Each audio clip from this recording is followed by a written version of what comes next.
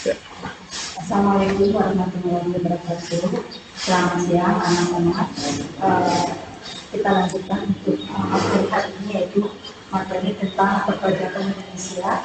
Sebelum ke materi, Ibu menghimbau kepada kalian jangan lupa setiap hari itu harus melakukan 3M. Yang pertama adalah memakai masker, yang kedua menjaga jarak, yang ketiga adalah mencuci tangan. Nah, kali ini Ibu akan menerangkan tentang materi perpajakan yang ada di Indonesia. Sebelum ke materi, Ibu akan menggambarkan tentang peta konsep yang akan dibahas pada pertemuan ini. Ini adalah peta konsep tentang pajak di Indonesia. Yang pertama yang akan dibahas ini adalah tentang jenis-jenis pajak, ya. Terus ini tentang pemungutan jenis-jenis pajak, terus tentang tarif pajak, alur administrasi pajak, terus di sini ada manfaat, terus ada fungsi. Dan untuk manfaat dan fungsi ini di sini nanti Ibu akan terangkan, ya. Terus di sini fungsinya itu ada fungsi budget, ada fungsi reguler. Terus di sini jenis-jenisnya itu ada menurut golongannya dan ada menurut sifatnya. Terus ada menurut lembaga pemungutannya. Terus tentang pajak ini ada tata cara pemungutan pajak. Itu ada 3, ada ajas pajak, ada stelsel pajak, ada sistem pemungutan pajak. Terus dalam tentang pajak di sini ada yang dikatakan pemungutan pajak dihambat oleh. Nah, ini yang menghambatnya itu ada 2, ada perlawanan pasif, ada perlawanan aktif. Terus di sini nanti ada tarif pajak dan ada alur administrasi perpajakan. Nah, untuk kali ini Ibu akan menerangkan bagian yang manfaat, fungsi, dan jenis-jenis, dan untuk yang selanjutnya itu akan Ibu lakukan minggu depan. Terus minggu yang akan datang kita akan menghitung tentang bagaimana cara menghitung pajak, baik pajak penghasilan maupun pajak PPNBM dan pajak bumi dan bangunan. Sekarang perhatikan ke sini, ya.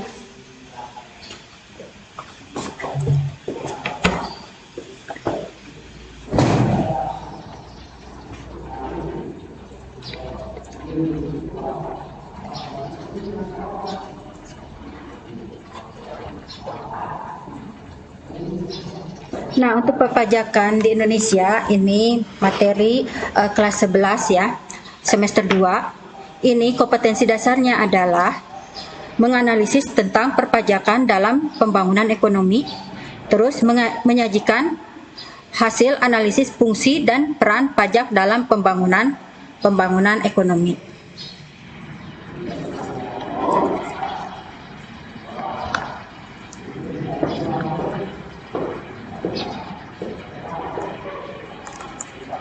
Nah, sebelum ke materi yang selanjutnya, ini Ibu akan menerangkan tentang pengertian pajak dan perbedaannya dengan pungutan resmi lainnya. Di sini pengertian pajak menurut Undang-Undang Nomor 28 Tahun 2007, di sini pajak ini adalah kontribusi wajib kepada negara yang terutang oleh orang pribadi atau badan yang bersifat memaksa berdasarkan undang-undang dengan tidak mendapatkan imbalan secara langsung dan digunakan untuk keperluan negara bagi sebesar-besarnya kemakmuran rakyat. Nah, di situ kan pengertian pajak menurut undang-undang itu adalah intinya itu bahwa pajak itu adalah yang sifatnya memaksa. Itu. Terus di sini intinya adalah bahwa pajak itu adalah iuran yang harus dibayarkan oleh pribadi. Jadi ada 2 inti, ya. Pertama itu sifatnya memaksa, yang kedua adalah sebagai hutang pribadi atau iuran pribadi. Terus pengertian yang kedua ini menurut Profesor Dr. Rohmat Sumitro SH Dia mengatakan ini bahwa pajak adalah iuran rakyat kepada kas negara berdasarkan undang-undang dengan tidak mendapatkan jasa timbal yang langsung dapat ditujukan dan digunakan untuk membayar pengeluaran umum. Jadi di sini maksudnya atau intinya bahwa yang namanya pajak itu balas jasanya itu tidak langsung dinikmati ya. Terus yang ketiga, pengertian yang ketiga ini menurut SI Jaja Diningrat bahwa pajak adalah suatu kewajiban menyerahkan sebagian dari kekayaan ke kas negara yang disebabkan suatu keadaan, kejadian dengan perbuatan yang memberikan kedudukan tertentu tetapi bukan suatu hukuman menurut peraturan yang ditetapkan pemerintah serta dapat dipaksakan tetapi tidak ada jasa timbal balik dari negara secara langsung untuk memelihara kesejahteraan secara umum. Nah, di sini jelas ya tentang pajak bahwa pajak itu adalah pungutan atau iuran atau hutang yang harus dibayarkan oleh orang pribadi. Dan ini sifatnya adalah memaksa. Terus bahwa pajak itu ini balas jasanya itu tidak langsung diberikan kepada kita.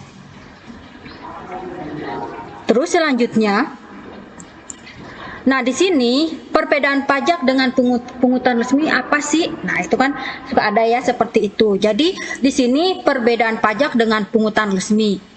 Nah pungutan resmi misalnya ada retribusi.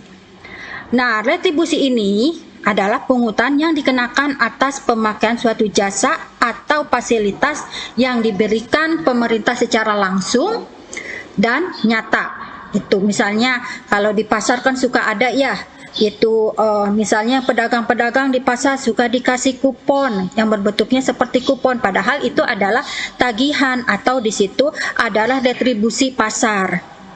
Terus ada bea masuk dan bea keluar. Nah, di sini bea masuk dan bea keluar adalah pungutan atas barang-barang yang masuk ke daerah pabean berdasarkan harga atau nilai barang itu ataupun berdasarkan tarif yang sudah ditentukan. Itu yang dimaksud dengan bea masuk. Nah, kalau bea keluar ini adalah pungutan atas barang-barang yang keluar dari daerah pabean berdasarkan harga atau nilai barang itu ataupun berdasarkan tarif yang sudah ditentukan. Jadi untuk bea masuk dan bea keluar ini adalah tarif yang dikenakan baik barang yang masuk maupun barang yang keluar, dan tarif ini sudah ditentukan besarnya atau nominalnya. Terus selanjutnya ini ada pungutan resmi yang disebut ada bea materai. Ini adalah pungutan yang dikenakan pada dokumen yang menggunakan materai. Nah, misalnya kita membuat dokumen ini adalah surat-surat yang sifatnya adalah sangat penting. Nah, biasanya itu tertera di situ ada materainya. Nah, ini pada dokumen ini ada pungutannya untuk biaya materainya. Terus yang keempat itu ada cukai. Nah, untuk cukai ini adalah pungutan yang dikenakan untuk barang-barang tertentu. Misalnya tembakau, itu harus ada cukainya. Terus selanjutnya ada iuran. Nah, iuran di sini adalah pungutan yang dikenakan atas pemakaian suatu jasa atau fasilitas yang diberikan pemerintah secara langsung kepada suatu kelompok atau golongan pembayar. Nah, itu adalah macam-macam pungutan resmi. Nah, kalau dilihat lagi ini tabel perbedaannya antara pajak dan pungutan resmi. Nah, di sini kalau ditinjau dari dasar hukumnya ini tentang pajak itu dipungut berdasarkan undang-undang. Terus kalau pungutan resmi atau pungutan resmi lainnya ini kalau ditinjau dari dasar hukumnya ini merupakan atau telah diatur dengan peraturan pemerintah, terus peraturan menteri atau pejabat yang lebih rendah lainnya. Terus kalau ditinjau dari balas jasanya ini kalau pajak tidak diterima secara langsung. Jadi balas jasanya tidak diterima secara langsung ya. Terus kalau pungutan resmi lainnya ini diterima secara langsung.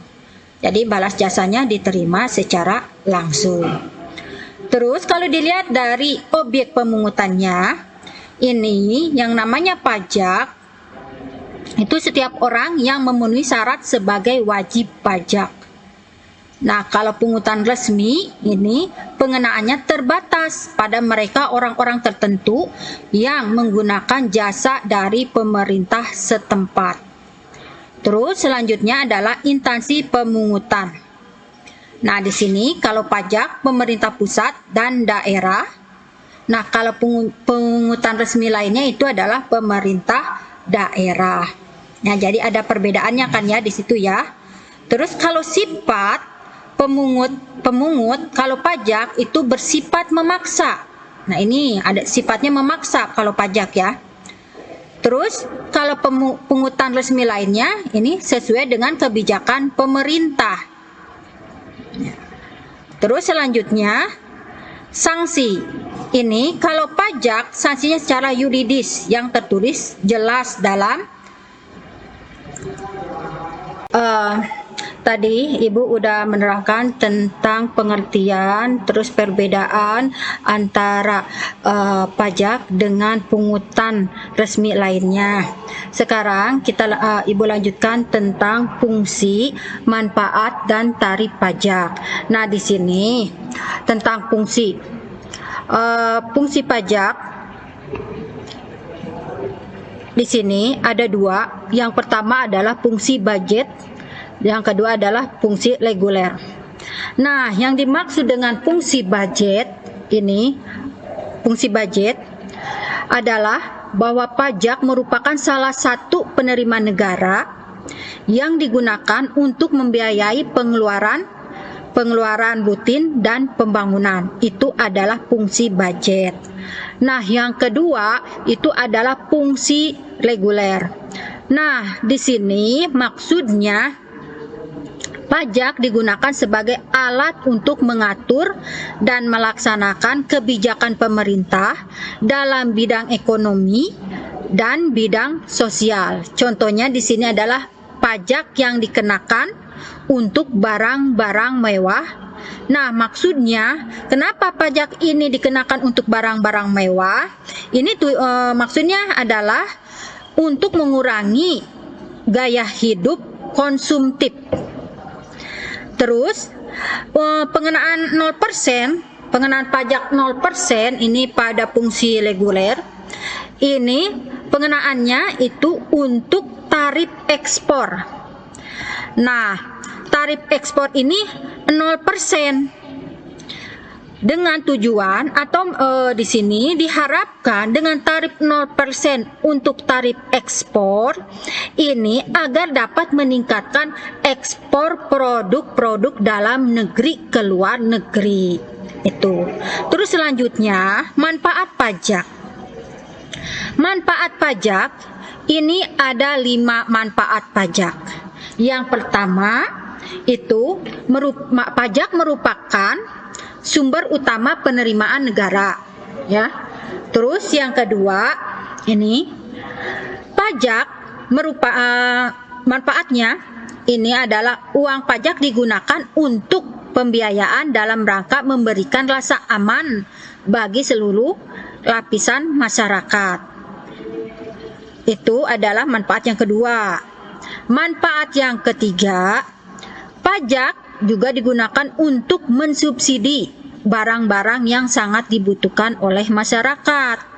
Nah, biasanya itu kan barang-barang yang disubsidi oleh pemerintah yang digunakan untuk kebutuhan masyarakat, misalnya kayak pupuk, suka ada kan ya, pupuk bersubsidi. Atau sekarang karena kita lagi Indonesia lagi kena wabah corona, nah pemerintah mengeluarkan kebijakan untuk mensubsidi bagi pengguna listrik yang 1 paket dan 2 paket. Itu juga manfaat dari pajak tersebut ya.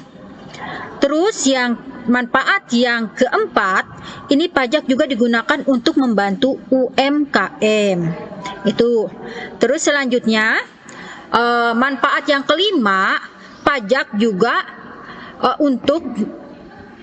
untuk redistribusi pendapatan dari yang kemampuan ekonomi yang lebih tinggi ke ekonomi yang lebih rendah. Dengan kata lain, pajak bisa membantu masyarakat ya yang perekonomiannya lebih rendah. Dibantunya oleh siapa? Oleh masyarakat yang ekonominya itu lebih tinggi. Terus selanjutnya tentang tarif pajak. Nah, tarif pajak ini ada 4 tarif. Yang pertama itu disebut tarif sebanding proporsional. Nah, maksudnya tarif sebanding proporsional ini adalah tarif pajak yang prosentasenya tetap, berapapun besarnya nilai dasar pengenaan pajaknya. Jadi maksud tarif yang sebanding di sini itu kan prosentasenya tetap. Jadi prosentasenya mau dia pajaknya mau pengenaan pajaknya itu 50 juta, 100 juta atau 150 atau 200 juta, itu tarif pajaknya itu prosentasenya tetap, yaitu misalnya 10%. Tuh ya, itu maksudnya seperti itu. Terus yang kedua, tarif yang kedua adalah tarif tetap. Nah, di mana tarif pajak yang besarnya itu sama, berapapun besar nilainya, nilai dasar pengenaan pajak tersebut. Jadi tarifnya tetap. Terus selanjutnya, yang ketiga ini adalah tarif progresif. Nah, tarif progresif ini adalah tarif pajak yang semakin naik mengikuti naiknya nilai dasar pengenaan pajak.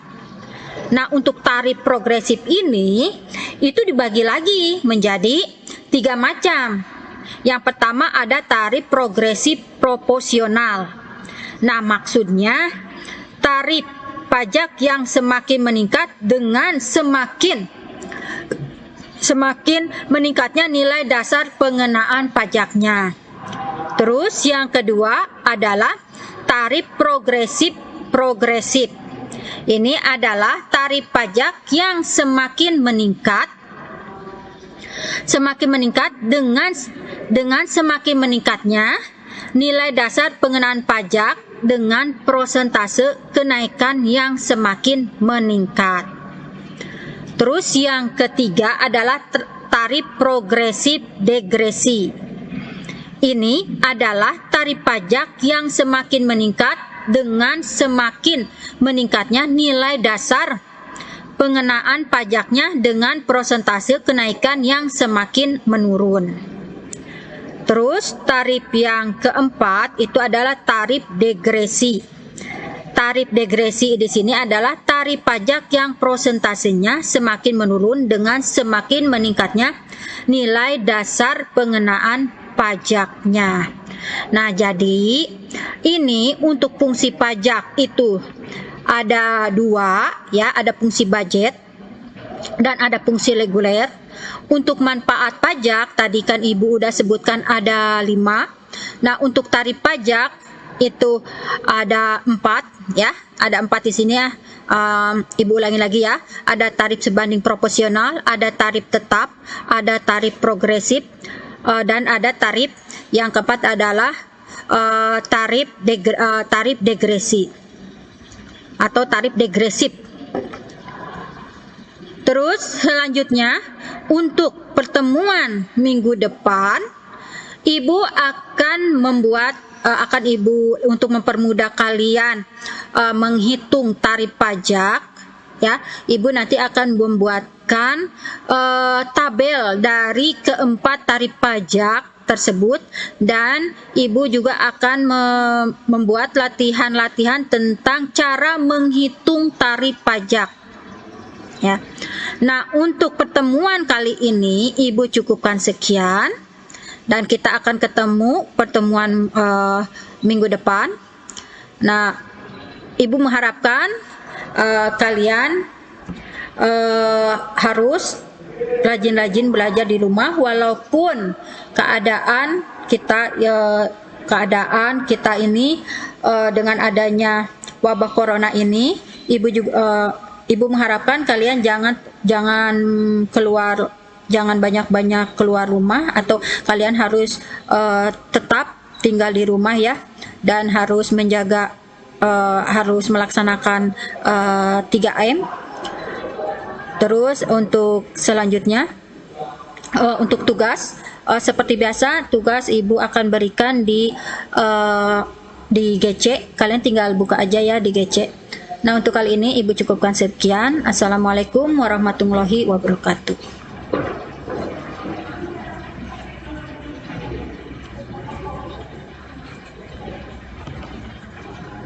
Nanti live-nya besoknya.